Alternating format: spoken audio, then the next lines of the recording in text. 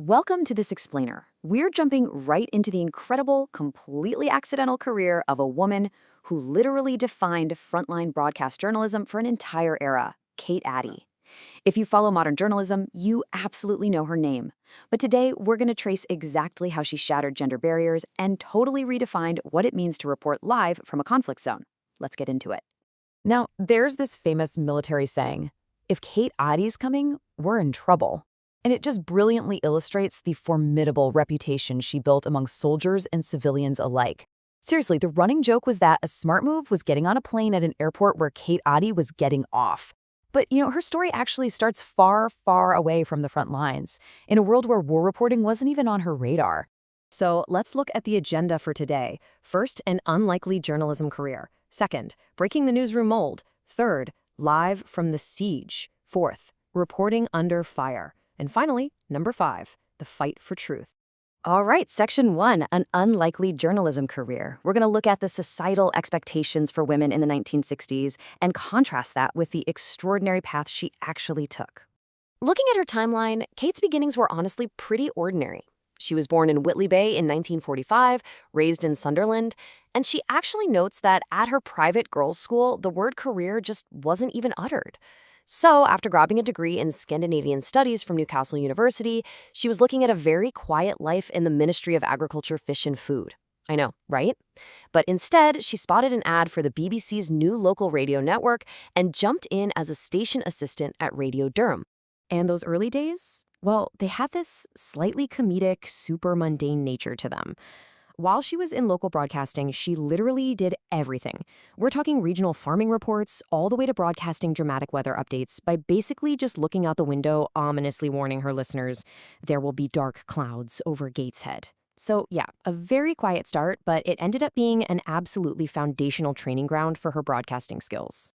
Moving on to Section 2, breaking the newsroom mold.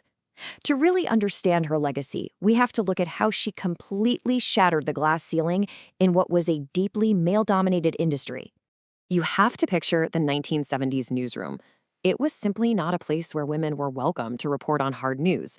The division of labor was stark. Men got assigned to the serious, hard news and crime, while women, they were handed soft stories and local hobbies.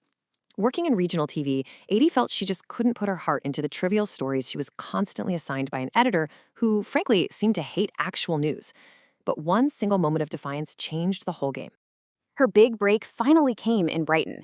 Acting on a tip-off, she became the very first journalist to discover a corpse hanging over a fire escape at a gangland crime scene. But her local editor absolutely refused to run the story. He demanded she go cover a local embroidery exhibition instead. And when she refused, she was fired right on the spot. No way, right? But thankfully, the BBC London newsroom had a much firmer grasp of what constituted actual news. They ran her report, which instantly landed her a national TV job. Now, Adie ironically calls this moment lucky, lucky, lucky, but let's be real. It was her immense bravery and absolute defiance that capitalized on that luck. Which brings us to Section 3, live from the siege.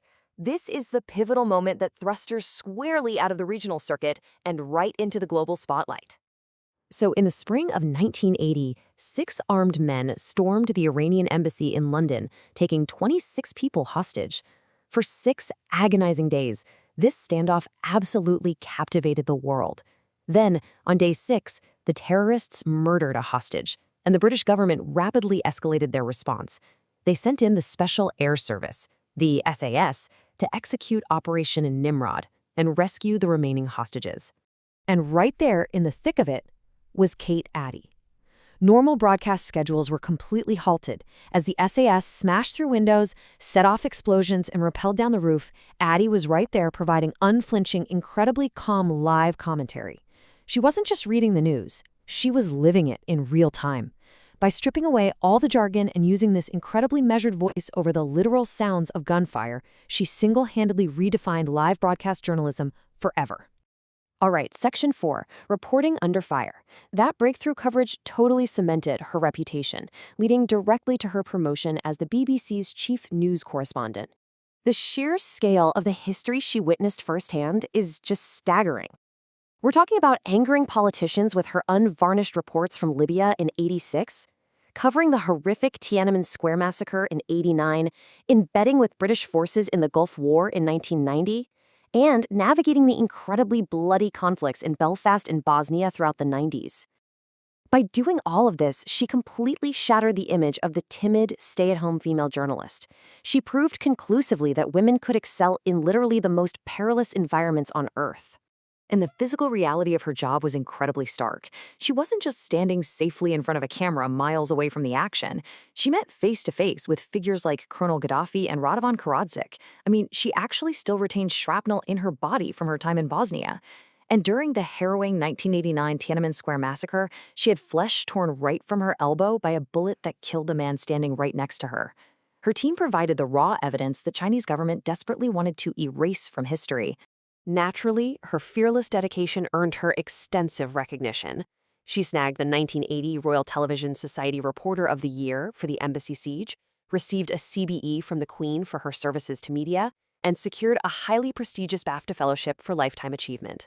Honestly, she proved to the entire world that talent and skill in conflict zones know absolutely no gender. But, as the industry changed, so did her place within it. She ultimately retreated from the BBC Frontline in 2003. She pushed back hard against what she saw as the trivialization and sentimentalization of television news. She heavily criticized the industry's shift toward younger, highly styled reporters, famously contrasting her own self-described status as a terribly old-fashioned old trout with this new era of reporters hired for their cute faces and cute bottoms and nothing else in between. Let's head into our final section, Section 5, The Fight for Truth. Here we'll explore the deep philosophy that drove her entire career and why her voice is still so vital today. Because even in semi-retirement as a freelance journalist, author, and a university chancellor down in Dorset, she hasn't stopped analyzing the world for a second. She continues to provide these incredibly thoughtful reflections on global events as the long-standing presenter of BBC Radio 4's From Our Own Correspondent. It's a fantastic program that really allows reporters to give deep, personal accounts of events happening all across the globe. She holds this unwavering belief in the core purpose of her profession, specifically the absolute necessity of a free press to defend democracy against censorship and repression. And think about our modern climate, right? It's increasingly saturated with fake news. So she maintains that telling it exactly as it is, without sentimentality or bias, is quite literally more important than ever. And I love this. She has an ironclad, slightly humorous rule for verification. If you only have the station cat to send them. It's funny, but the underlying message is incredibly serious. News is simply not news without a physical person on the ground verifying the facts. You just cannot report the truth purely from a desk. You absolutely have to have someone there to witness it. So, I'll leave you with this provocative thought to wrap up our explainer. As we all scroll through endless, unverified feeds from the comfort of our homes, Kate Adie's legacy forces us to ask, are we really getting the truth? Or do we desperately need more reporters willing to stand in the crossfire to find it? Thank you so much for joining me on this incredible journey through the life of a true broadcasting legend.